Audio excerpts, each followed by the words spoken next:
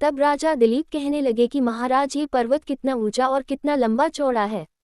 तब वशिष्ठ जी कहने लगे कि 36 योजन, 1 योजन 4 कोस का होता है, ऊंचा ऊपर चोटी में 10 योजन चौड़ा और नीचे 16 योजन चौड़ा है, जो हरी, चंदन, आम, मदार, देवदार और अर्जुन के वृक्षों से सुशोभित है। दुर्भिक्ष से दुखी होकर इस पर्वत को और फल फूलों से परिपूर्ण देखकर भृगु वहीं रहने लगे और यहाँ पर कंदराओं, वनों और उपवनों में बहुत दिनों तक तप करते रहे। इस प्रकार जब भृगु ऋषि वहां पर अपने आश्रम पर रह रहे थे तो एक विद्याधर अपनी पत्नी सहित उतरा। वे अत्यंत दुखी थे। उन्होंने भृगु ऋषि को प्रणाम किया और ऋषि ने बड़े मीठे स्वर में उनसे कहा कि हे विद्याधर, तुम बड़े दुखी दिखाई देते हो, इसका क्या कारण है। तब विद्याधर कहने लगा कि महाराज, पुण्य के फल को पाकर, स्वर पाकर तथा देवतुल्य शरीर पाकर भी मेरा मुख व्याघ्र जैसा है। मेरे दुख और अशांति का यही एक कारण है, न जाने किस पाप का फल है। मेरे चित्त की व्याकुलता का दूसरा कारण भी सुनिए। मेरी पत्नी अति रूपवती, मीठा वचन बोलने वाली, नाचने और गाने की कला में अति प्रवीण, शुद्ध चित्त वाली, सातों सुरों वाली, वीणा बजाने वाली, जिसने अपने कंठ से गाकर नारद जी को प्रसन्न किया, नाना स्वरों के नाद से वीणा बजाकर कुबेर को प्रसन्न किया, अनेक प्रकार के नाच ताल से शिवजी महाराज भी अति प्रसन्न और रोमांचित हुए। शील, उदारता, रूप तथा यौवन में स्वर्ग की कोई अप्सरा भी इस जैसी नहीं है। कहाँ चंद्रमुखी स्त्री और कहाँ मैं व्याघ्र मुख वाला, यही चिंता सदैव मेरे हृदय को जलाती है। विद्याधर के ऐसे वचन सुनकर तीनों लोकों की भूत, भविष्य और वर्तमान की बात जानने वाले तथा दिव्य दृष्टि वाले ऋषि कहने लगे कि ये विद्याधर कर्म के विचित्र फलों को प्राप्त होकर ज्ञानी पुरुष भी मोह को प्राप्त हो जाते हैं। मक्खी के पैर जितना विष भी प्राण लेने वाला हो जाता है। छोटे छोटे पापों का फल भी अत्यंत दुखदायी हो जाता है। तुमने माघ मास की एकादशी का व्रत करके द्वादशी न आने तक शरीर में तेल लगाया, इसी पाप कर्म से व्याघ्र हुए।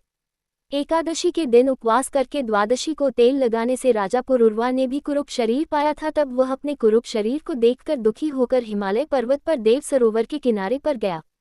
प्रीतिपूर्वक शुद्ध स्नान कर कुशा के आसन पर बैठकर भगवान कमल नेत्र, शंख, चक्र, गदा, पद्म के धारण करने वाले पीताम्बर पहने, वनमाला धारण किए हुए विष्णु का चिंतन करते राजा पुरुरवा ने 3 मास तक निराहार रहकर भगवान का चिंतन किया। इस प्रकार 7 जन्मों में प्रसन्न होने वाले भगवान राजा के 3 महीने की तप से ही अति प्रसन्न हो गए और माघ की शुक्ल पक्ष की एकादशी को प्रसन्न होकर भगवान ने अपने शंख के जल से राजा को पवित्र किया। भगवान ने उसके तेल लगाने की बात याद दिलाकर सुंदर देवताओं का सा रूप दिया, जिसको देखकर उर्वशी भी उसको चाहने लगी और राजा कृतकृत्य होकर अपनी पुरी को चला गया।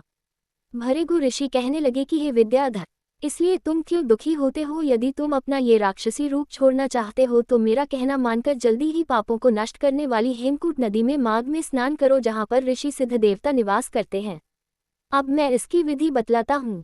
तुम्हारे भाग्य से माघ मास आज से 5वें दिन ही आने वाला है। पौष शुक्ल एकादशी से इस व्रत को आरंभ करो। भूमि पर सोना, जितेंद्रिय रहकर दिन में 3 समय स्नान करके महीना भर निराहार रहो। सब भोगों को त्याग कर तीनों समय भगवान विष्णु का पूजन करो। जब तुम द्वादशी को शिवजी स्तोत्र और मंत्रों से पूजन करोगे तो तुम्हारा मुख देखकर सभी चकित हो जाएंगे और तुम अपनी पत्नी के साथ सुखपूर्वक क्रीड़ा करोगे। माघ मास के प्रभाव को जानकर सदा माघ में स्नान करो।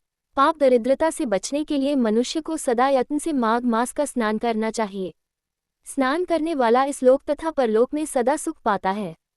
वशिष्ठ जी कहते हैं कि हे दिलीप, भृगु जी के यह वचन सुनकर वह विद्याधर अपनी स्त्री सहित उसी स्थान पर पर्वत के झरने में माघ का स्नान करता रहा और उसके प्रभाव से उसका मुख देव सदृश हो गया और वह मणिग्रीव पर्वत पर आनंद से रहने लगे।